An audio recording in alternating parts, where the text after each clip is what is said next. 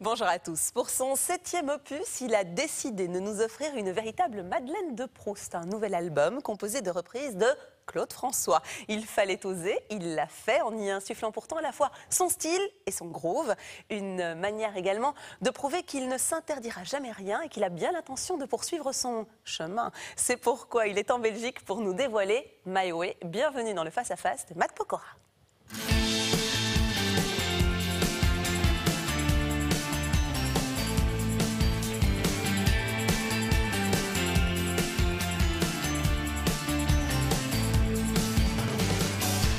Bonjour à tous, bonjour Matt. Bonjour. Merci d'avoir accepté l'invitation du Face à Face. Alors Matt, bon, vous êtes un habitué notamment du Face à Face et d'RTL TVI en général, mais je vais être honnête avec vous, j'étais très surprise quand j'ai appris que vous alliez partir sur un album de reprise de Claude François. J'ai un petit peu du mal à y croire parce que j'ai tellement pas imaginé que c'était votre univers, votre truc comme on dit. Ouais. Donc cet album My Way comporte 11 reprises avec que des tubes.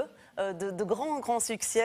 Alexandre et Alexandra, évidemment, Je vais à Rio, Belle, Belle, Belle, Belinda, Magnolia Forever. Il est tout chaud. Vous serez également sur scène en Belgique. Je donne déjà la date, comme ça vous pouvez la noter. Ce sera à Forêt Nationale avec le My Way Tour à Bruxelles le 17 mars 2017. Mais vous n'étiez même pas né quand Claude François est décédé. J'étais même pas prévu au programme encore à ce moment-là. Alors ça ne veut rien dire, c'est vrai. Mais quoi, Claude François, c'était depuis toujours dans votre oreille? En fait, oui, dans mon oreille, ça c'est sûr. Ça fait, enfin, on ne va pas vers Claude François, il vient à nous. C'est joliment. C'est un répertoire, oui, mais c'est un répertoire en même temps qu'on a toujours entendu. Enfin, ça peut être nos parents qui écoutaient, ça peut être dans des soirées, dans des fêtes, dans des clubs, etc. Il y a toujours un moment où il va y avoir une chanson de Claude François qui va passer à la télé, etc. Et du coup, c'est un répertoire qu'on connaît sur le bout des doigts, même si on ne va pas naturellement vers du Claude François. Après, moi, je me suis penché sur l'artiste, sa carrière et l'homme qu'il était, de par une comparaison qu'avait faite son fils, Claude François Junior, ici même en Belgique, quand on lui avait posé la question, selon vous, est-ce qu'il y a un successeur de votre père et s'il y en a un, qui est-ce? Il avait répondu Matt Pokora, et j'avais été agréablement surpris. Et c'est de là qu'est née l'idée, en tout cas, que l'idée a fait son chemin? C'est de là qu'est parti, en tout cas, mon intérêt plus poussé pour Claude François. Et je me suis dit, bon, il faut quand même que je comprenne pourquoi il a fait cette comparaison. Et en me penchant sur l'artiste, sur sa carrière, ses influences, sa manière d'aborder le métier, sa manière de s'impliquer, de s'investir dans ce qu'il faisait, je me suis retrouvé dans énormément de points. Alors justement, c'était une de mes questions, parce qu'une fois qu'on s'intéresse en effet au parcours, on se rend compte que Claude François, c'était bien sûr un énorme artiste, mais aussi un businessman d'une exigence rare, avec lui-même, avec ses équipes aussi. Qu'est-ce qui vous a le plus interpellé dans cette carrière ? Moi, c'était justement cette envie de vouloir divertir le public, de respecter le public au point d'essayer vraiment de lui donner le maximum de ce que lui pouvait donner, faire avec les moyens qui étaient à sa disposition, de faire attention aux tenues, les chorégraphies, d'avoir des danseuses, c'est ce qui était une première à l'époque en France, d'avoir un gros band de musiciens et surtout voilà, de s'investir à tous les niveaux comme ça. Ça m'a parlé parce que c'est ce que je faisais depuis mes débuts, c'est ce que j'ai toujours voulu faire. Et du coup, c'est sûr qu'il avait cette réputation d'être implacable, mais en même temps, je pense que quand on est très exigeant avec soi-même, on peut se le permettre de l'être avec les autres. Vous savez qu'il est à l'origine, semble-t-il, de l'importation des micros tout fins sur scène, parce qu'il trouvait étrange, c'est ce que je me suis laissé dire en tout cas, étrange qu'on se contente en Europe de ces micros avec fil encore à l'époque, et donc il avait fait, je pense, importer des États-Unis. Ça m'étonne pas, il avait toujours un temps d'avance, il regardait ce qui se passe aux États-Unis constamment. Il serait où aujourd'hui, Claude François? Il serait où? Bonne question. Bonne question. En tout cas,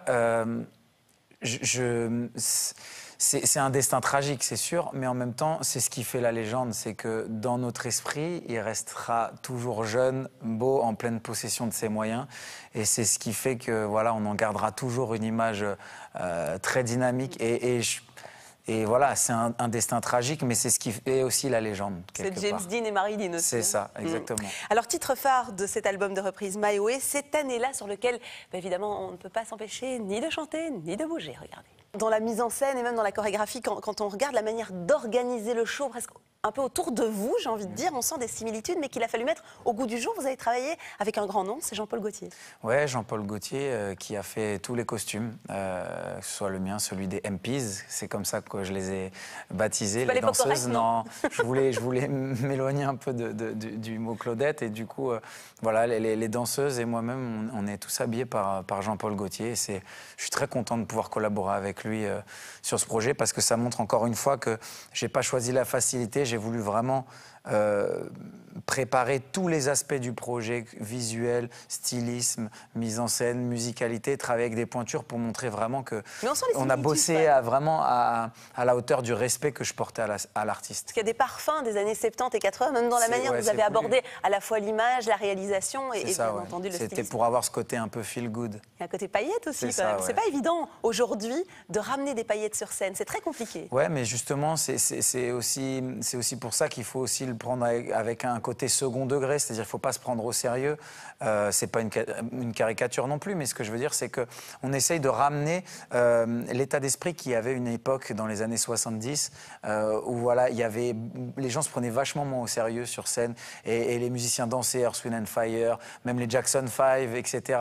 Donc il y avait ce côté chorégraphie, les musiciens dansaient, il y avait des paillettes. Tout était moins scruté aussi. Voilà, et moi, c'est ça que je veux ramener, c'est cet état d'esprit feel good, où voilà, on veut divertir et envoyer des belles ondes. Comment on s'y prend? Vous avez beaucoup visionné ce qu'il a fait, les émissions de télévision, les apparitions sur scène. Comment on travaille? J'ai pas mal visionné de ses prestations. Après, je voulais pas trop regarder, dans le sens où je voulais vraiment me dire, ok, je revisite la musique et il faut que j'y mette ma touche. Je sais qu'il y avait les Claudettes, il y avait les danseuses. Lui aussi s'impliquait beaucoup. Et je voulais apporter quelque chose de nouveau, c'est-à-dire déjà faire danser les musiciens. Et en plus de ça, je voulais arriver avec mon bagage en termes de danse. Il ne fallait pas tomber dans le risque du mimétisme. Voilà, je ne voulais pas tomber dans le mimétisme. Allez, on enchaîne avec la question Facebook. Matt, elle est posée par Arlette de Verviers qui nous demande si, comme Claude François, vous êtes du genre très maniaque. On le savait, très maniaque. Je suis maniaque. Chez moi, en tout cas, sur l'hygiène. À l'extrême? Vous aimez bien que chaque chose... Ouais, pas à l'extrême, mais en tout cas, en termes tout ce qui est propreté, c'est pas la position des objets, etc. Bon, j'avoue, chez moi, c'est pas très bordélique, hein, je fais vachement attention, mais je fais attention à l'hygiène. Donc laver les mains, nettoyer toujours, passer derrière, nettoyer tous les petits trucs. J'aime bien quand c'est bien clean. Nickel, ouais. Comment avez-vous opéré le choix des morceaux? Bon, vous êtes orienté vers... Il y a beaucoup de gros succès, quand même. Il y a quelques chansons un petit peu plus calmes, on n'est pas que dans... Il y a les tubes qu'on connaît tous, que moi-même je connaissais avant de travailler sur cet album. Mais il y a aussi, j'avais acheté tout l'intégral, et je me le mettais dans la voiture. Et dans la voiture, en fait, dès que j'accrochais sur un morceau, je le notais. Après, j'ai eu une liste dans laquelle j'ai pioché. Et comme j'ai travaillé en collaboration avec Claude François et Marc Junior, oui, les fils de Claude François. Voilà. Et du coup, j'ai posé des questions, et ils m'ont fait part de ce qui était attendu par le public, de ce qui avait été des petits bijoux cachés, etc. Et du coup, il y a des titres comme À 17 ans que j'avais pas du tout prévu. 17 ans. Je m'en doutais, oui. Et celui-là, voilà, je l'ai mis elle est très connue des fans, un petit peu moins du grand public, peut-être. Exactement. Allez, prochaine séquence, c'est la question surprise. Et cette question vous est posée par Eric Orsena. Écoutez. Préféreriez-vous être danseur ou footballeur au Barça? Ouah, terrible comme question. Ah oui, c'est pour ça qu'Eric Orsena vous la pose. Le foot, c'est mon premier amour. Mais je sais, évidemment. Et vous aviez tout en main pour faire une très grande carrière. Alors en fait, j'ai gagné Popstar très tôt. J'avais 17 ans, donc j'ai pas eu le temps de savoir ce que j'aurais pu faire dans le foot. Donc, avec le recul. Alors, je regrette absolument rien. Je me doute. Je prends énormément de plaisir. C'est aussi une passion. Enfin, j'avais deux amours. C'était le foot et la musique. Mais je suis tombé amoureux du foot avant la musique. Et c'est vrai que souvent, il m'arrive de faire un rêve. C'est d'être sur un banc de touche d'une équipe professionnelle, de m'échauffer. L'entraîneur me dit tu vas rentrer. Et au moment où je dois rentrer sur le terrain, le rêve s'arrête. Et vous rentrez sur scène? Je rentre même pas sur scène, je sais pas ce que je deviens à ce moment-là. Ah, donc j'ai toujours au fond de moi ce petit regret, entre guillemets, de ne pas savoir jusqu'où j'aurais pu aller. Après, je changerai rien. Honnêtement, je préfère être aujourd'hui sur scène, à faire ce que je fais, à rencontrer le succès que j'ai la chance de connaître depuis quelques temps que de jouer au foot. Là. Allez, dernière séquence, c'est l'humeur de l'invité.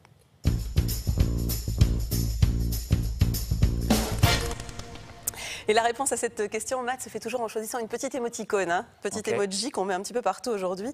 Et cette question, on va vous la poser 1000 fois pendant la promo de cet album. Je dois donc aussi vous la poser, Matt. Que répondez-vous à ceux qui estiment, et vous en trouverez toujours, que Claude François, c'est une légende et qu'on ne s'attaque pas aux légendes? Qu'est-ce que ça vous inspire? Ça vous fait rire? Ça vous attriste? Ça vous indiffère? Je mettrais l'émoticône qui dort, qui n'entend rien. Ça vous indiffère? Ouais, dans le sens où c'est important de continuer à faire perdurer un répertoire parce qu'il y a toute une génération pour qui c'est plus accessible, ces sonorités-là. Il y a toute une génération qui n'irait pas naturellement vers ça. Il ne faut pas se voiler la face avec tout le respect que j'ai pour Claude François. Et voilà, je suis à des années-lumière pour l'instant de la trace que lui a laissée dans la musique. Mais en tout cas, il faut se rendre à l'évidence, il y a toute une génération qui n'irait pas naturellement vers du Claude François. Et c'est d'ailleurs pour ça que quand j'ai annoncé que j'allais faire cet album, il y en a beaucoup qui ont grincé les dents, qui ont dit « Oh non, surtout pas ». Il y a ceux qui disent « On ne touche pas à Claude François ». Il y en a qui ont trouvé, ils ont dit « Ah non, c'est pour les vieux » ou etc. Alors que pas du tout. C'est une musique qui a inspiré toute la musique qu'on crée aujourd'hui dans la pop urbaine, dans toute la musique un peu black américaine d'aujourd'hui.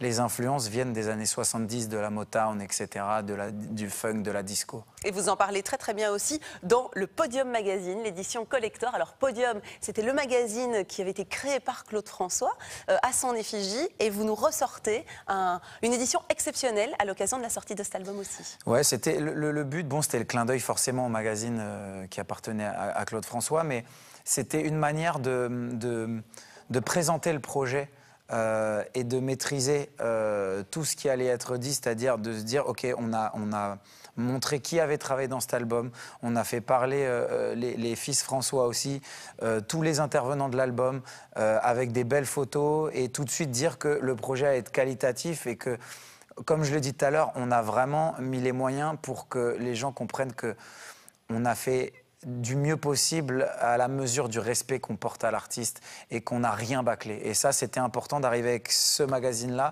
pour présenter le projet. Voilà. En tout cas, vous en parlez très très bien et on a déjà tous envie de danser là-dessus.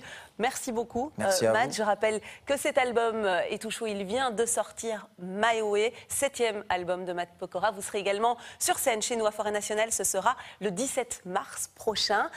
Ici, maintenant, on se quitte en faisant un selfie disponible sur la page Facebook d'RTL. Ça marche? Allez, vous êtes très très beau en blond. Hein. C'est vrai, merci. Ah, ouais. C'est gentil. Côté Clo-Clo, j'adore. Je garde. Merci, à très bientôt sur RTL. Bye bye.